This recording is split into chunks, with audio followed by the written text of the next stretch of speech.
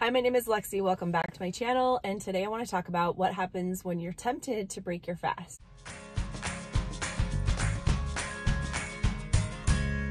Okay, so maybe right now you are fasting and you planned on doing a 36-hour fast and you're about 16 hours in and you're just not sure you're going to make it through the day. And you're really tempted, and maybe it's like 24 hours and it's dinner time and you're just really wanting to have dinner with your family and you're not sure that you can make it through. First of all, I just apologize for my voice. I'm getting over a cold. That's a whole other story. So December, as I'm filming this at the end of December, you'll be seeing this sometime in January, but like December was a really tough month for me, just super stressful and busy and not a lot of quality sleep, etc., etc. And so I had a hard time fasting. I had some pretty tough fasting days in December. And there were many moments where I questioned whether I should continue with the fast. And I just had a lot of these kind of internal battles with myself. And so I wanted to share sort of my experiences and my thoughts in case it helps someone, because right now you may be experiencing this same thing and having a hard time deciding whether you should continue with your fast. So here's some questions to ask yourself. The first question is, what am I feeling? Are you hungry? Are you tired? Are you bored? Are you stressed? Now for me, like, stress is a huge trigger for wanting to eat. I am definitely a stress eater. I've noticed over my fasting journey that it's more of that like kind of chronic low level stress that makes me want to break my fast. If I have some acute stress where something is just like come on really suddenly, my body kind of shuts down and I actually don't really have an appetite. But when I have this kind of chronic low level stress where there's just a lot going on in my mind, running through my mind, that is a huge trigger for me to want to break my fast. And so I would just say in that situation, okay, so you're stressed. What can I do to manage my stress? Is there something that I can do to make this better, to take care of myself right now? And that may be exercise, taking a walk, calling a friend, taking a bath, taking a nap, all of those kind of self-care activities that fill you up, that make you feel better, that will help you kind of get over that stress and take care of yourself, feel taken care of, so that you're not just running on that hamster wheel in your mind, and that can really help. If you're hungry, my suggestion there would be to kind of ask yourself what type of hunger it is. Is it just that sort of like, I smell food, it's time to eat, that type of hunger? Or is it like a true, I'm shaky, I feel dizzy, I feel nauseous, that kind of hunger?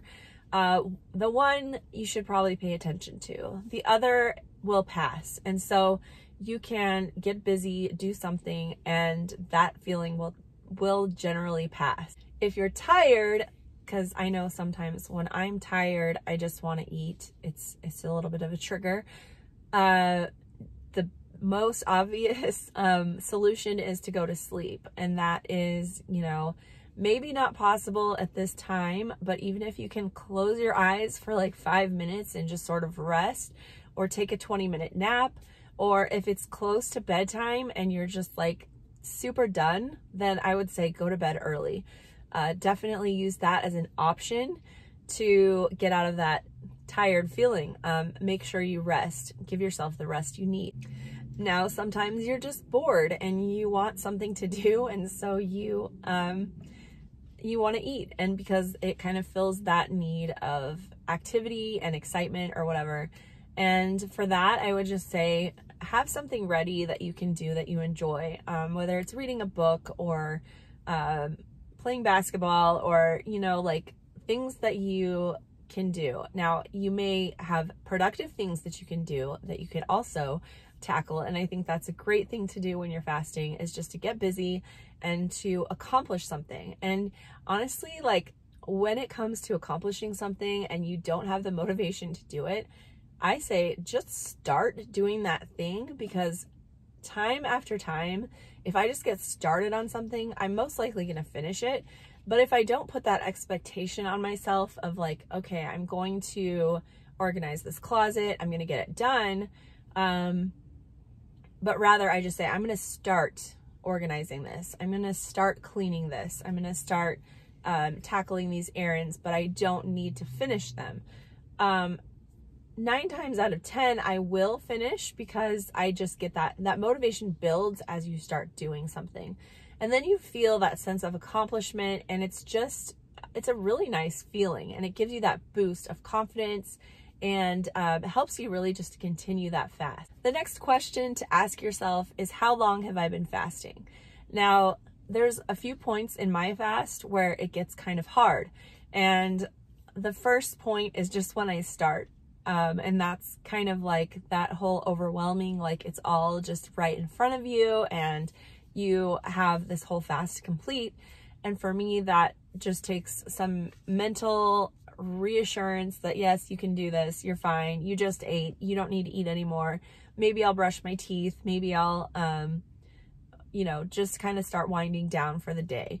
That's at the beginning of my fast. And then of course, like around in the morning when I start to feel those like hunger pangs, then maybe a little bit of doubt creeps in because I'm feeling that hunger. And then I just remind myself, hunger is not an emergency. You've been hungry millions of times before. You're going to be fine. And then of course there's like that dinner time where you see other people eating, you're preparing food. And the other thing is, somewhere in there is where your body is going to flip the switch from burning sugar to burning fat. And I think that there's always a time of discomfort when you are about to flip that switch. And so just reminding yourself that like you are just about to get over that hump, and you don't want to get rid of those benefits. I think that's super helpful, a super helpful reminder to just help you to get over that hump and to realize that there's something good around the corner. And I think that's really helpful. The next question to ask yourself is, how will I feel tomorrow if I break my fast right now? And there are times when absolutely I feel like it is the right thing to break your fast early, especially if you're just adjusting to the fasting lifestyle, or if there's something really important that happens, like, a friend comes into town that you haven't seen in years and they want to go out to dinner with you. Those are like those rare special occasions that I absolutely think it's important to live your life and participate in it. And it's okay to eat. It's okay to choose to eat and readjust your schedule. You can always, move on from there. But I think that if you get in the habit of doing that and saying that, like giving yourself excuses instead of acknowledging like special occasions, then your confidence is going to suffer because you are now falling into this pattern of just like giving yourself a reason to quit. And so there are legitimate reasons, definitely, but I think you need to really just take a hard look at whether this is one of those times or if this is just happening all the time. And it may be that alternate day fasting is not for you. I'm just going to say that right now. There may be a different fasting protocol that works better for you right now in your life. And so that's something to look at as well. But if you're really dedicated to doing alternate day fasting and you know that this is good for you and this is what your body needs, then try to find reasons to continue rather than to stop. And I just always think about how amazing I feel the morning after a full day fast, and that I don't want to give that up, or that I don't want to get sick like I am right now. And like I said, that's a whole other story. And it does have to do with fasting less over this past month of December, a lot of travel, stress, yada, yada, yada. Getting sick has definitely strengthened my why, again, of why I do alternate day fasting, because it has been so fantastic for my immunity. And that's not something I want to let go of. I don't want to be sick. I don't enjoy it. it's no fun. And another little thought that I would share is something that I heard recently, and that is just that there's no such thing as a bad day. There are only bad moments. And that is true, because every time that I have sort of let myself succumb to something where I say, oh, this is a terrible day, this is just going to be a terrible day, then my mindset really perpetuates that. Whereas if I just like stop myself and say, okay, I'm having a bad moment, I can move on from this and choose differently and things can get better, then they do. Because, you know, life is like that. It's like you just have these moments where things are not going well, but we can change that trajectory. We can change the course and make it a better day. It may not be like the most amazing day, and it may not be an easy fast, but I find that like when I'm having hard moments in my fast, you know, where I'm low energy or really grumpy or tired or something like that, it gets better. It usually takes an hour or two, you know, but it gets better, it changes. And sometimes I need to support myself in some way, and I need to think about what the best way to support myself is. And it takes a little bit of detective work, some mental thought work, but I can usually get past that.